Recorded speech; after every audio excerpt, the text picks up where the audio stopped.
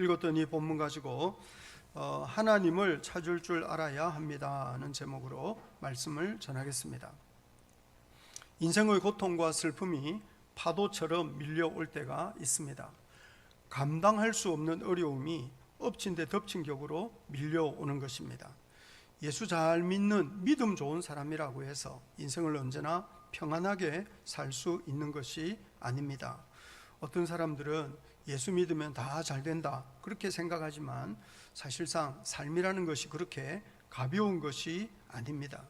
어떤 사람들은 세상이란 그냥 고약한 사람 벌 받고 착한 사람은 복 받는 그런 곳이 아니겠는가. 그런데 사실상 삶이 그렇게 단순하지 않습니다. 자주 우리가 고약한 짓을 하면 벌을 받고 또 우리가 믿음으로 잘 살면 복 받는다 이렇게 생각하는데, 그러면요 어떤 경우에는 내가 잘 되는 거는 내가 잘 살아서 그런 줄 알아요. 내 인생에 어려움이 찾아오는 거는 내가 꼭 무슨 죄를 지었을 때만 그런 줄 아는 거예요. 그래서 잘 되는 것을 자기가 잘 살아서 그런 거라고 생각하는 사람들도 있어요. 얼마나 오만한 자세인지 모릅니다. 그런 거를 오만이라 그러는 겁니다. 사실 인생은 우리가 통제하기 어려운 그리고 우리가 사는 세상은 타락한 세상이지 정상적인 세상이 아니에요. 이 정상적인 세상이라면 정말 고약한 사람은 벌을 받고 아주 착한 사람은 잘 되겠죠. 그런데 그렇지 않아요. 이게 정상적이지 않고 타락한 세상이기 때문에 착하고 정직하게 믿음으로 산다고 해서 항상 잘 되냐? 그렇지 않습니다. 정상적인 세상이 아니고 타락한 세상이기 때문에 착한 사람도 고생 많이 하고 고약한 사람도 떵떵거리고 사는 경우들이 자주 있습니다. 세상 일이 우리가 원하는 대로 흘러가지 않습니다. 또 세상 일이라는 것이 항상 바람직한 방향으로 흘러가는 것도 아닙니다. 그래서 예수 믿는 사람이 세상을 살면서 다 잘 될 거야 그렇게 생각하며 사는 것은 사람 좋은 모습일 수는 있어도 믿음 좋은 모습이라고 할 수는 없는 겁니다. 세상에는 우리가 이해할 수 없는 잔인한 비극들도 자주 일어납니다. 그래서 오히려 예수 믿는 사람은 타락한 세상을 살아갈 수 있는 지혜를 잘 배우는 것이 필요합니다. 어떤 경우에는요 예수 믿는 사람들이 너무 얄팍하게 생각하고 살기 때문에 우리는 고난받으신 예수, 십자가에 죽임당하신 예수를 믿는데도요 고난을 이해할 줄 몰라요. 어려움을 이겨낼 수 있는 능력이 우리 안에 없는 거예요. 그래서 예수 믿는 사람처럼 고난과 어려움 앞에서 쉽게 무너지는 사람도 없다고 그래요. 왜냐하면 우리는 너무 인생을 가볍게 생각해서 우리 예수 믿으면 다 잘 되고 복 받을 거다 이런 식으로 생각하는데 그게 안 들어맞는 경우들도 많이 있다니까요. 우리는 정상적이지 않은 타락한 세상을 살고 있다는 사실을 잘 기억해야 합니다. 그래서 이해할 수 없는 어려움, 엎친 데 덮친 격으로 반복해서 찾아오는 그런 어려움들 자주 있다는 사실을 우리가 염두에 두면서 오늘 본문을 읽어야 합니다. 오늘 우리가 읽고 있는 이사야 38장에 히스기야가 등장합니다. 히스기야는 보기 드물 정도로 정말 귀한 하나님의 사람이었어요. 열왕기하 18장 5절과 6절에 보시면 열왕기하 18장 5절 6절에 같이 한번 읽어볼까요? 시작. 히스기야가 이스라엘 하나님 여호와를 의지하였는데 그 전후 유다 여러 왕 중에 그러한 자가 없었으니 곧 그가 여호와께 연합하여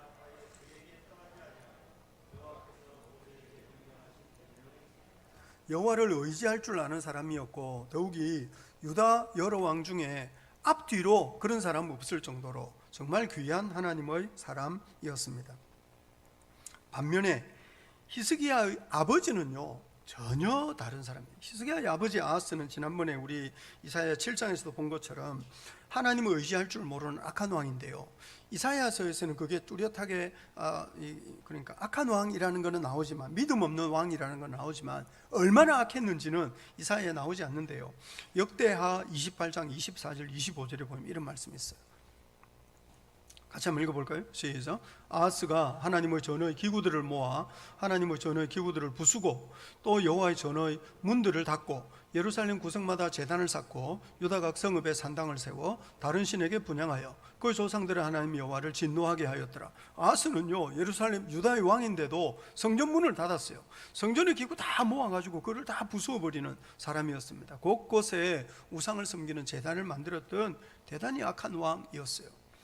이런 아하스와 달리 아하스의 아들 여호수아는 왕이 되자마자 성전을 수축했습니다. 역대하 29장 2절로 5절에 보면 다윗의 모든 행실과 같이 여호와 보시기에 정직하게 행했다고 그래요.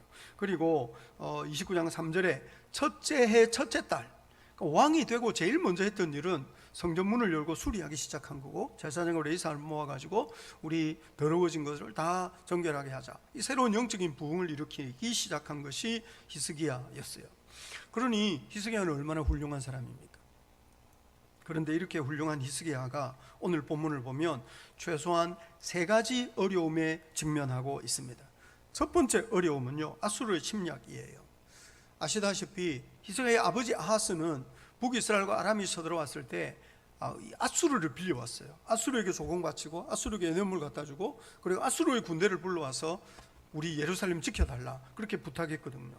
그런데 하나님께서 너 아수르 의지하면 안 돼, 아수르 의지하면 안 돼 계속 말씀하셨어도 이 믿음 없는 아하스는 듣지 않았어요. 처음에는 성공하는 것처럼 보였죠. 그래서 주전 722년에 아수르가 내려와서 정말 사마리아를 무너뜨렸거든요. 그런데 아수르가 사마리아만 무너뜨리고 물러간 게 아니고 내친 걸음에 남유다까지 쳐들어와가지고 남유다를 쑥대밭으로 만들었어요. 그런데 히스기야 때 그런 일이 벌어진 거죠. 그래서 우리 어제 그제 그 말씀 묵상한 바가 있습니다. 그런데 오늘 본문 1절 한번 보시겠습니까? 1절 같이 한번 읽어볼까요? 시작. 그때 히스기야가 병들어 죽게 되니 아모스의 아들 선지자 이사야가 나아가 그에게 이르되 여호와께서 이같이 말씀하시기를 너는 내 집에 유언하라 네가 죽고 살지 못하리라 하셨나이다 하니, 그때에 라는 말은 그렇게 아수르가 쳐들어왔을 때 나라가 바람 앞에 등불같이 위태로운 저지에 병이 들었어요. 병이 든 것이 두 번째 문제예요. 그런데 병이 들었는데 나으면 되잖아요. 그런데 그 나을 병이 아니었어요.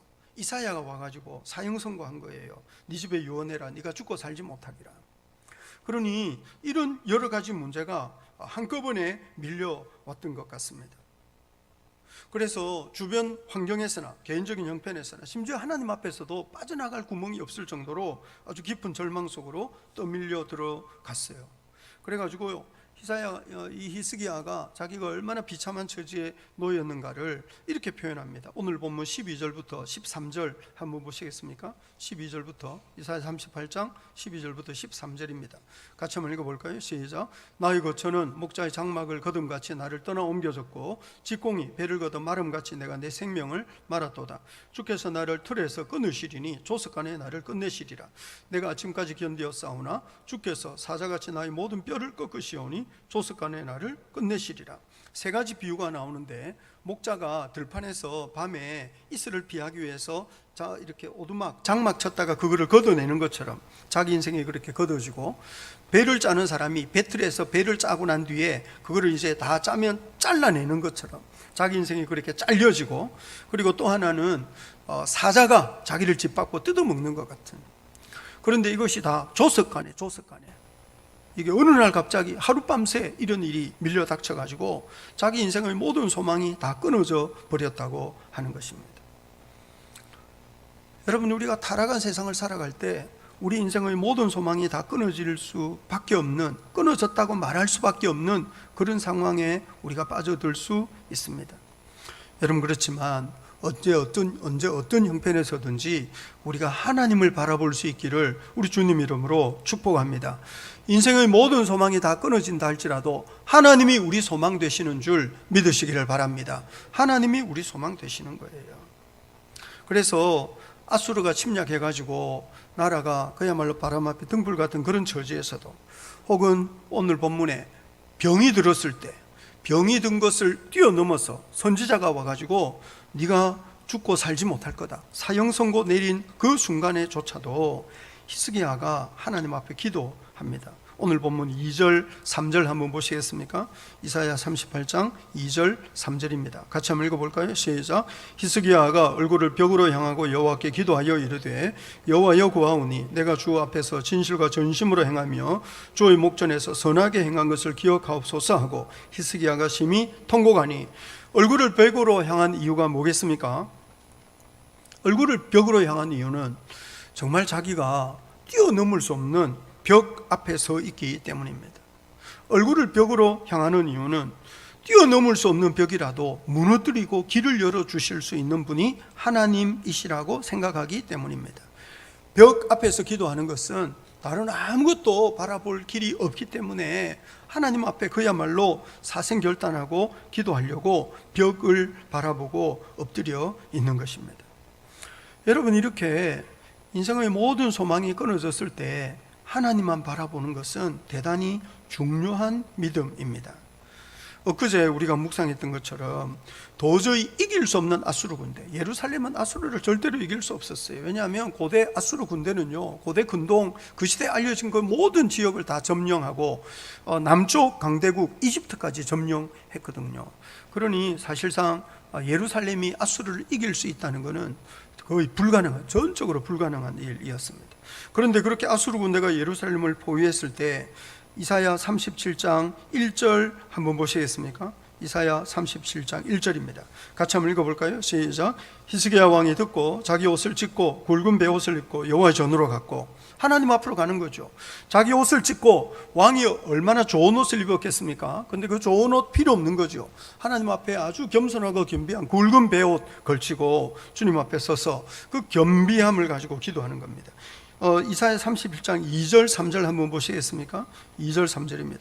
같이 한번 읽어볼까요? 시작. 왕궁 맡은 자 엘리야김과 서기관 셈나와 제사장 중 어른들도 굵은 베옷을 입으니라.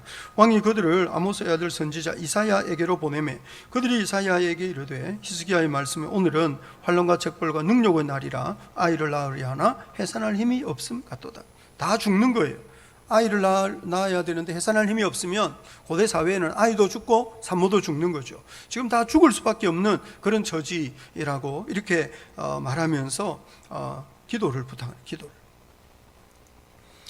여러분, 이렇게 어려움이 밀려닥치면 기도할 줄 알아야 됩니다. 하나님 앞으로 나아갈 줄 알아야 됩니다. 무엇보다 기도는요, 혼자 하는 것이 아니고 함께 하는 기도가 좋은 거예요. 그래서 히스기야가 사람을 이사야에게 보내는 이유는 기도 부탁하기 위해서 그러는 거거든요. 그래서 인생이 정말 어렵고 힘들고 답답하면 기도해야 되는데 혼자 하지 마시고 우리 주변 사람들에게 기도 부탁하는 것이 필요합니다. 마태복음 18장 19절 20절에 이런 말씀이 있어요. 같이 한번 읽어볼까요? 시작. 진실로 다시 너희에게 이르노니 너희 중에 두 사람이 땅에서 합심하여 무엇이든지 구하면 하늘에 계신 내 아버지께서 그들을 위하여 이루게 하시리라. 두세 사람이 내 이름으로 모인 곳에는 나도 그들 중에 있느니라. 하나님이 모이기를 격려하는 것이고 무엇보다 함께 기도하기를 격려하신다는 사실을 기억해야 됩니다. 그래서 기도 부탁하고 서로를 위해서 함께 기도하는 것은 예수 믿는 사람이 누릴 수 있는 큰 특권이라고 할 수 있어요. 그래서 기도하는데 기도를 부탁하는 거죠. 교회 어른들에게 기도 부탁하는 것 대단히 필요하고 중요한 일입니다. 야고보서 5장 14절과 15절에 이런 말씀이 있어요. 야고보서 5장 14절 15절 같이 한번 볼까요? 시작. 너희 중에 병든 자가 있느냐? 그런 교회의 장로들을 청할 것이요 그들은 주의 이름으로 기름을 바르며 그를 위하여 기도할지니라. 믿음의 기도는 병든 자를 구원하리니 주께서 그를 일으키시리라. 혹시 죄를 범하였을지라도 사하심을 받으리라. 장로님 권사님들에게 기도 부탁하는 거죠. 교회 신앙생활 오래 한 분들에게 기도 부탁하는 거예요. 어려운 문제를 함께 기도하면 혹시 죄를 범했을지라도. 그리고 기도하는데요, 믿음이 항상 발동이 되는 게 아니에요. 어떤 때는요, 기도를 해야 되는 줄 알지만 기도할 힘이 없을 때도 있어요. 기도를 하기는 하는데 기도 응답이 될 거에 대한 믿음이 생기지 않을 때도 있어요. 사람이 살아가는 것이요, 이게 참 여러 가지 복잡한 일이 있어요. 그래서 우리가 주님의 얼굴 구하고 믿음으로 기도해야 된다는 걸 다 알지만 정말 힘들면 기도가 나오지 않을 때도 있고, 기도를 하지만 이게 뭐가 응답이 되겠냐 싶은 생각이 들 때도 있고. 여러분, 그래서 우리의 믿음은요 항상 도움을 필요로 하는 거예요. 예수 믿는 사람이 인생을 살면서 내 믿음을 가지고 산다, 그렇지 않습니다. 여러분, 내 믿음 별거 없습니다. 어떤 때는 작동하는데 어떤 때는 작동 안 합니다. 믿음이라는 게요, 이게 늘 막 힘이 있어가지고 막 독수리 날개치면 좋겠지만 그렇지 않을 때도 있어요. 그래서 우리는 내 믿음이 약하면 남의 믿음에 기대기도 하고, 내 믿음이 약하기 때문에 우리 주님의 이름 부르기도 하고. 여러분, 그래서 하나님은 여러 가지 방식으로 연약한 우리를 도와주시기 위한 은혜의 방편들을 마련하고 있는데, 하나님이 마련하신 은혜의 방편 중에 하나가 주변에 있는 믿음 좋은 어른들인 거예요. 여러분, 그러니 어려운 일이 있거든 혼자 기도하려고 그러지 마시고 기도 부탁하고 기도 제목도 말해주고, 그러면서 함께 도움을 받으면서 또 도와주면서 같이 더불어 기도하며 살아가는 것이 대단히 중요한 일입니다. 그렇게 기도 부탁하면서 이사야 37장 14절 한번 보시겠습니까? 같이 한번 읽어볼까요? 시작. 히스기야가 그 사자들의 손에서 글을 받아보고 여호와의 전에 올라가서 그 글을 여호와 앞에 펴놓고 여호와께 기도하여 이르되. 이게 얼마나 또 좀 이게 비장한 모습이기도 하고, 이제 아수르가 항복하라고 문서를 보낸 거예요, 사신의 손에. 그 문서를 받아가지고 성전에 올라가가지고 그걸 하나님 앞에 펴놨어요. 왜 이렇게 펴놨을까요? 고발하는 거죠. 주님, 이런 식으로 글을 써서 지금 우리한테 항복하라 그러는데 이게 있을 법한 일입니까? 하나님 앞에 고발하는 거예요. 우리가 할 수 있는 모든 일을 해야 됩니다. 기도할 때는 이렇게 진실하고 정직하게 하나님 앞에 우리의 처지를 고발하면서, 우리의 적을 고발하면서, 우리를 괴롭히는 문제를 하나님 앞에 고자질을 하는, 이거 대단히 중요한 자세예요. 기도해야 됩니다. 개인적으로 기도해야 되고, 기도 부탁도 해야 되고, 그리고 정말 정직하게 자기 문제를 하나님 앞에 다 토로하는, 이것이 얼마나 중요한 일인지 모릅니다. 그런데요, 다른 거는 다 할 줄 아는데 기도 못하는 사람들 꽤 있어요. 뭐 말도 할 줄 알고 여러 가지 일도 할 줄 알고, 뭐 다른 거는 다 해요. 근데 기도가 안 되는 거예요. 제가 예전에 들었던 이야기 중에, 부산에 가면 부산대학교라고 있습니다. 그 대학교 옆에 교회 이름은 말할 수 없는데 하여튼 큰 교회가 있어요. 그런데 수요일 저녁에 이제 예배를 드리는데, 좀 오래된 이야기이긴 하지만 기도 담당자가 안 온 거예요. 그래가지고 목사님이 예배를 인도하다가 기도 순서 맡은 분이 안 오니까 이걸 어떻게 할까 하다가 찬송 몇 장 부르고 어느 집사님 기도하시겠습니다 그랬어요. 그런데 찬송 몇 장 부르고 기도한다고 다 했는데 기도가 안 나와서 봤더니 그분이 가버렸어요. 목사님 왜 그분을 시켰느냐, 그분이 부산대학교 교수님이었대요. 박사님이었어요. 그래가지고 저분한테 기도 부탁하면 되겠지 해가지고 그분한테 기도 몇 장 부르고 기도하시겠습니다 했는데, 그분은 그게 안 된 거예요.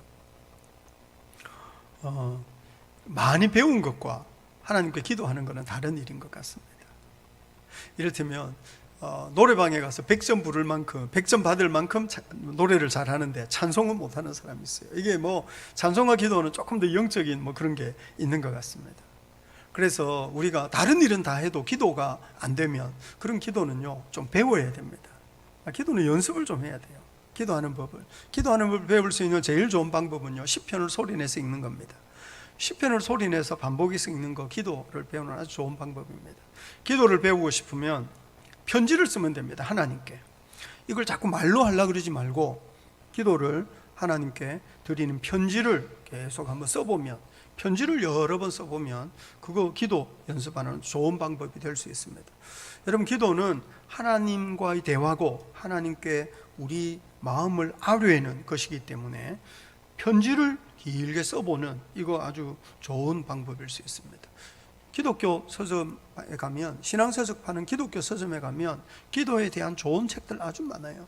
그래서 기도에 대한 책도 좀 읽어보고, 또 어떤 경우에는 기도문을 모아둔 책도 있습니다. 그럼 기도문을 모아둔 책을 좀 읽으면서 보면서 기도 배우는, 여러분, 그래서 정말 기도가 어렵고 내가 어떻게 기도해야 될지 모르겠다 생각하시는 분들은 그렇게 기도를 조금 배우고 연습하는 것이 필요합니다.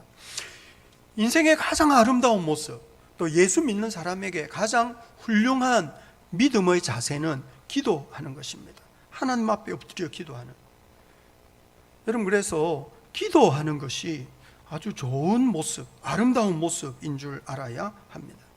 그런데 오늘 우리가 이사야 38장 묵상하는데 이 히스기야가 기도에서 응답받는 장면을 우리에게 보여주는 거예요.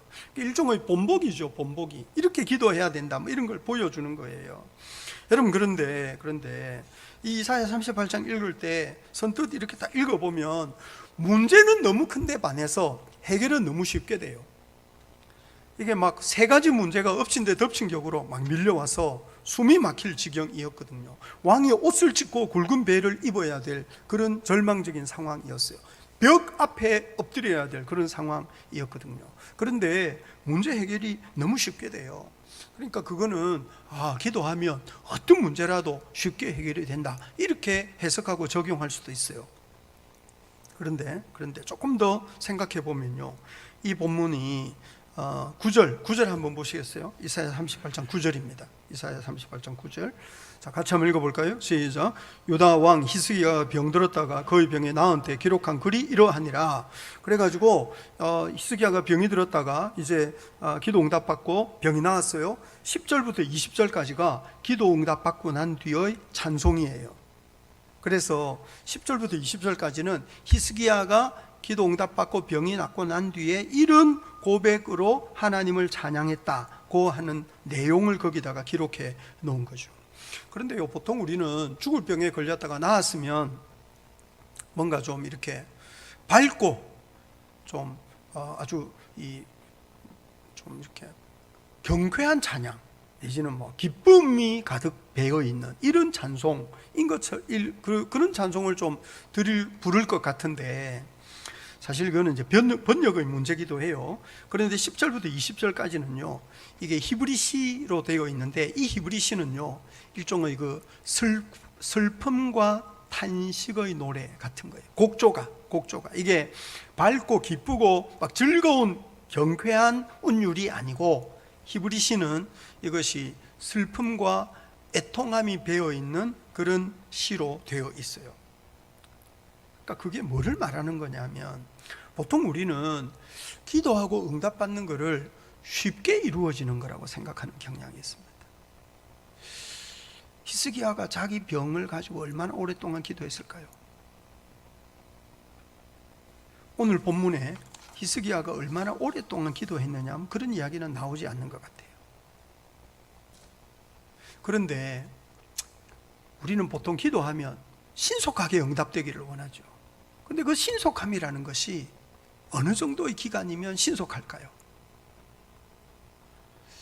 사실상 이 본문이 말하는 것은 기도 응답이 읽으면 금방 된 것처럼 보이지만 사실 그 금방 이루어지는 기도 응답 가운데 히스기야는 몸부림치면서 기도한 겁니다.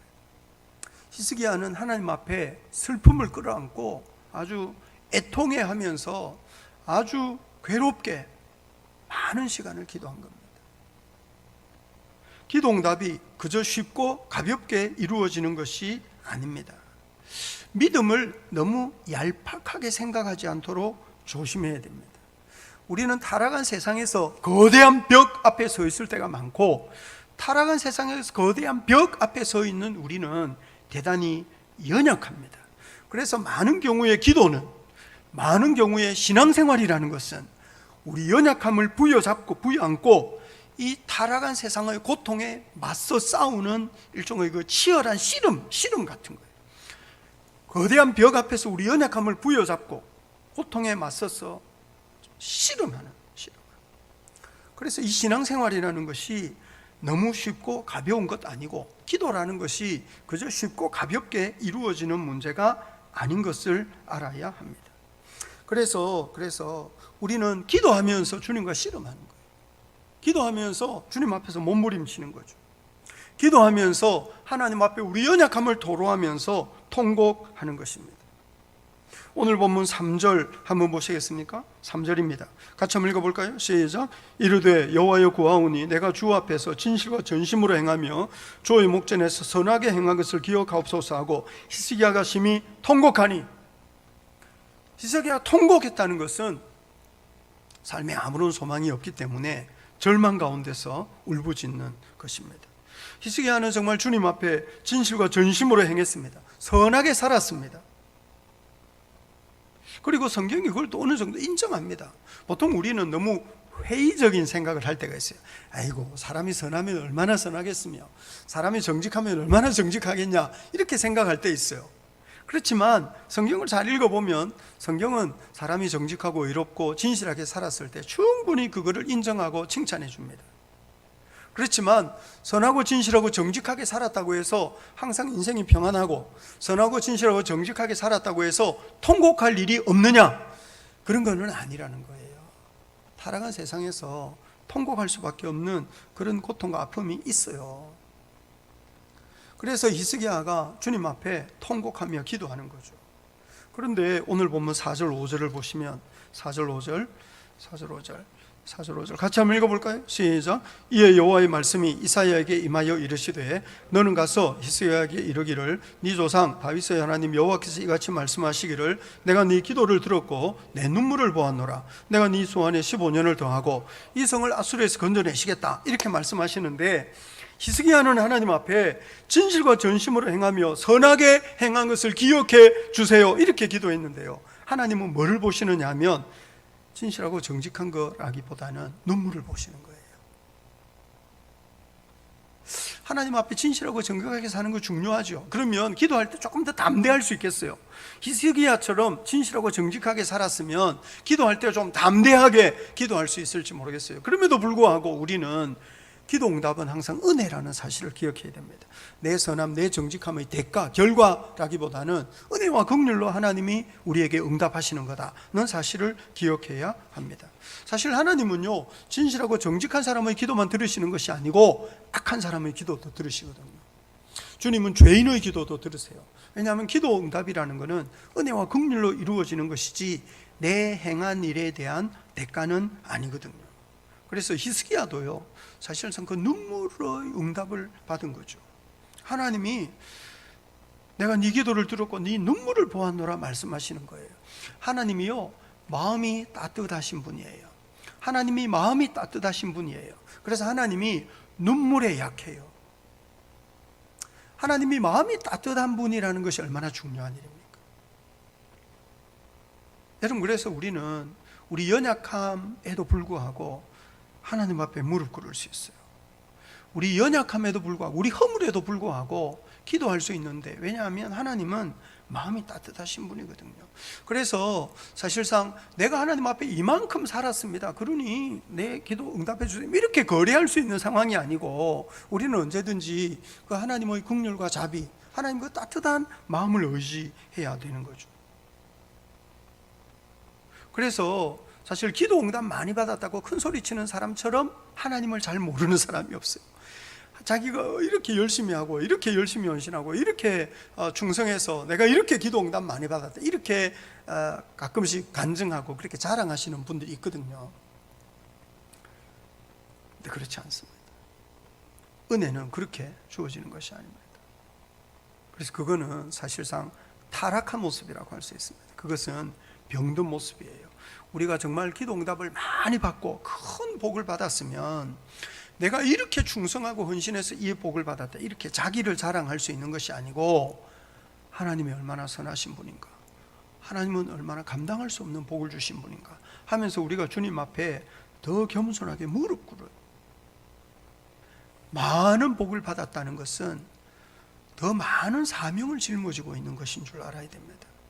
그게 받은 복에 대한 자랑, 혹은 그런 복을 받을 만큼 충성한 자신에 대한 자랑으로 나타날 수 있는 것은 결코 아니라는 거예요.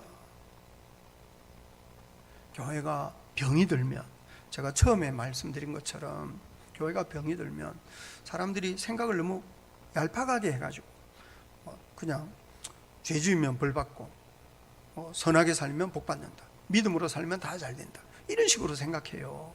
그러니까 사람이 얄팍해지는 거죠. 그리고 예수를 믿는 사람들이요, 고난과 어떤 이 타락한 세상에서 살아가는 삶의 현실을 잘 이해하지 못해요. 그래서 어려움이 닥치면 하나님 어딨냐 이래버리는 거예요. 나는 이렇게 진실하고 정직하게 사는데 왜 내 인생이 이렇게 힘드냐, 이렇게 말하는 거죠. 근데 그것은 이 예수 믿는 신앙을 너무 얄팍하게 생각하는 거예요. 우리가 믿는 예수님이 고난당하신 예수님이고 십자가 짊어지신 분이라는 것만 생각해도 사실상 예수 믿는 사람은 고난과 죽음에 대해서 혹은 고난과 세상의 아픔에 대해서 우리 충분히 좀 이 대응할 만한 능력을 가질 수 있을 것 같은데 사실 그렇지 못해요. 얼마 전에 어느 선교지에 이제 현지인 사역자가 이제 아이를 어렵게 낳았는데 그 아이가 죽은 거예요. 선교사님이 걱정하시더라고요. 그 나라 사람들은 다 예수 믿으면 잘 되는 줄 아는데 이렇게 교회 사역자가 아이를 잃었다 이러면 권위가 떨어진다는 거예요. 영적인 권위가. 그래서 말을 안 듣는데요, 사람들이. 그래서 선교사님 걱정하시는 거예요. 그러면 그렇다고 해서 예수 믿으면 아무런 어려움이 없고 잘 된다고 말하는 거 복음이냐? 성경이 그렇게 말하지 않거든요. 여러분, 그러니 우리가 성경을 좀 깊이 읽으면서 하나님께서 우리에게 뭐를 가르치시는지를 잘 배워야 될 필요가 있어요. 오늘 본문에 아주 재미있는 장면이요, 7절 8절이에요 이사야 38장 7절 8절 같이 한번 읽어볼까요? 이사야 37장 7절 8절 같이 한번 읽겠습니다. 시작. 이는 여호와께로 말미암는 너를 위한 징조이니 곧 여호와께서 하신 말씀을 그가 이루신다는 증거이니라. 보라, 아하스의 해시계에 나아갔던 해 그림자를 뒤로 10도를 물러가게 하리라 하셨다 하라 하시더니 이에 해시계에 나아갔던 해의 그림자가 10도를 물러가니라.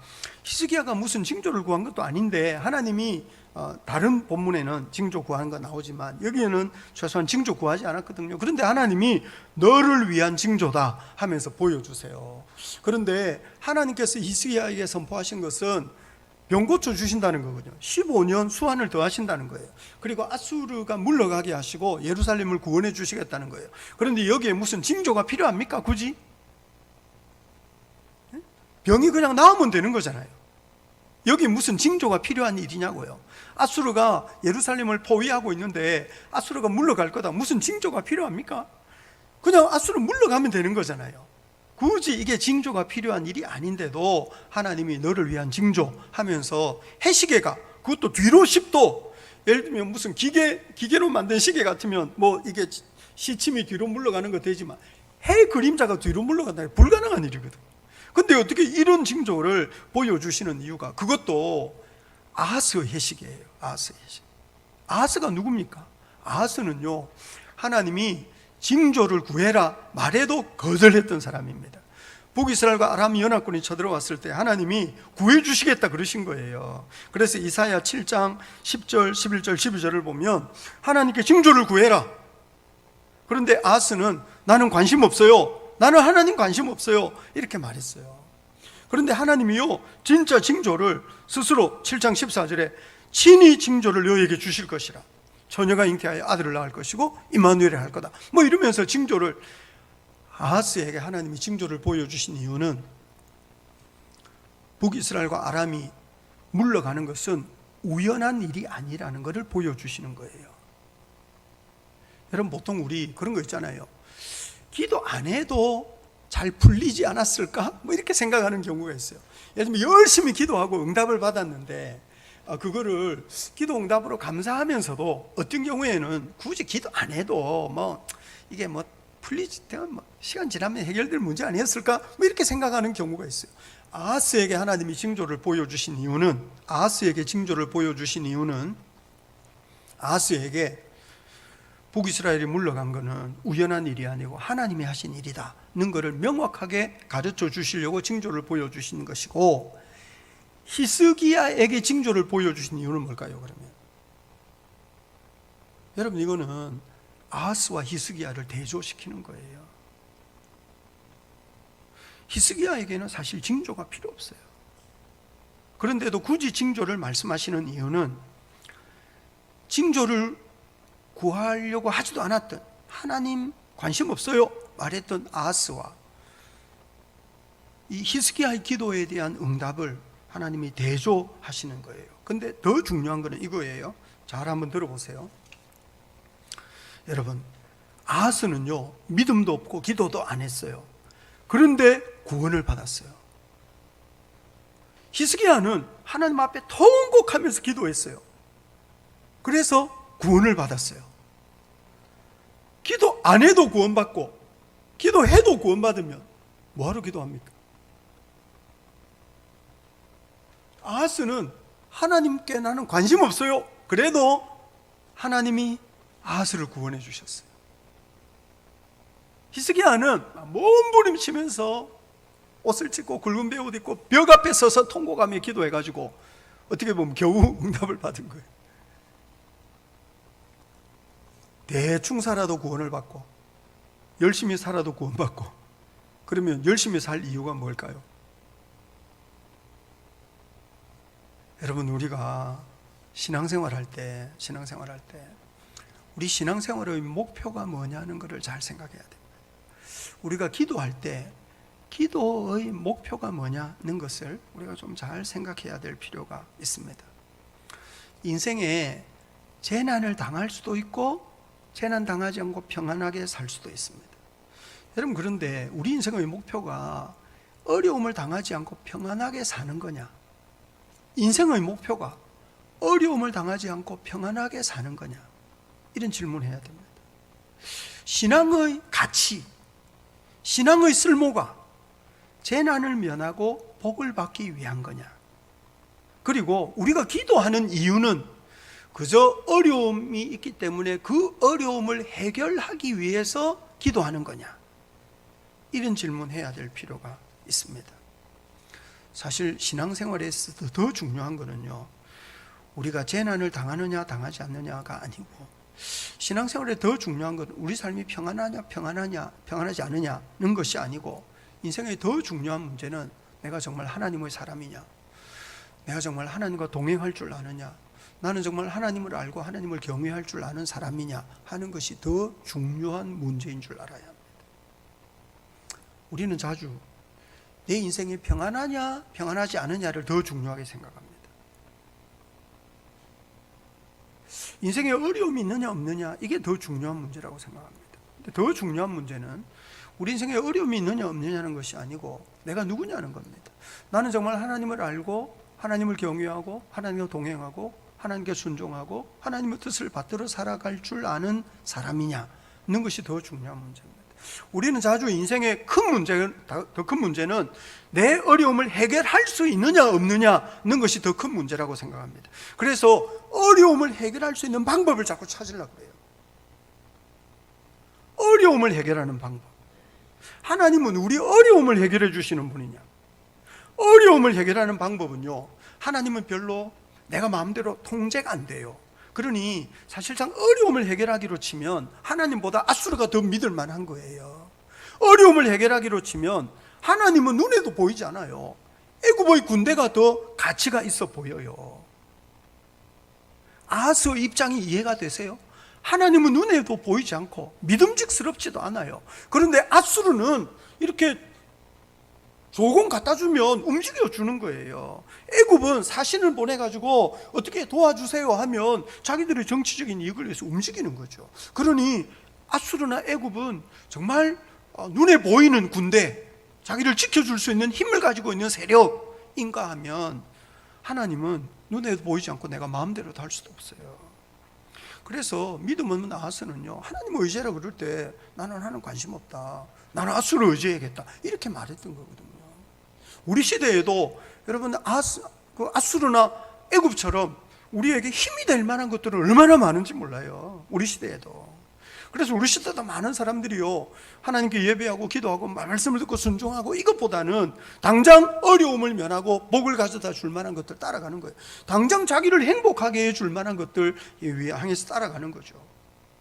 우리 시대에 앗수르나 애굽을 의지하는 사람은 없지만 하나님을 의지하지 않고 세상을 의지하는 사람은 얼마나 많은지 모릅니다. 우리 시대에도 많은 사람들은 자기 인생의 평안이 제일 중요하다고 생각하고, 우리 시대에도 많은 사람들은 문제를 해결하는 것이 중요하다고 생각해요. 그래서 문제 해결을 위한 수단을 찾아다니는 거죠.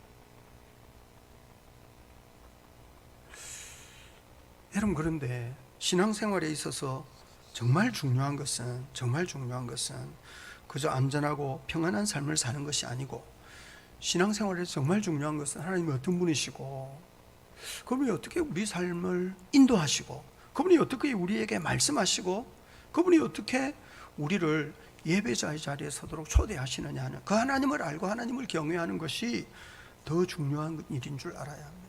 더 중요한 일인 줄 알아야 돼요. 그래서 타락한 세상에서 예수 믿는 사람이 고생할 수 있습니다. 타락한 세상에서 예수 믿는 사람이 병에 걸릴 수도 있고요. 타락한 세상에서 예수 믿는 사람이 어려움을 당할 수 있습니다. 근데 그것과 상관없습니다, 사실. 그래서 이사야 50장 10절에 이런 말씀이 있어요. 같이 한번 읽어볼까요? 시작. 너희 중에 여호와를 경외하며 그의 종의 목소리를 청종하는 자가 누구냐? 흑암 중에 행하여 빛이 없는 자라도 여호와의 이름을 의뢰하며 자기 하나님께 의지할지어다. 여러분, 우리가 인생을 살아가는데 사망의 음침한 골짜기 지날 수 있어요. 인생을 살아가는데 늘 푸른 이렇게 맑은 물과 푸른 초장에만 살아가는 것이 아니고 사망의 음침한 골짜기 지날 때 있고, 그리고 흑암 중에 행하여 빛이 없을 때도 있어요. 그렇지만 흑암 중에 빛이 없는 그 순간에라도 하나님을 의지하고 하나님의 이름을 부르는 것이 얼마나 중요한 일인지 모른다고요.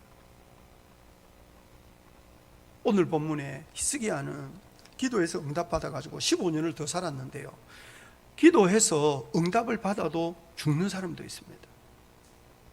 기도해서 응답받아서 죽는 사람도 있고요.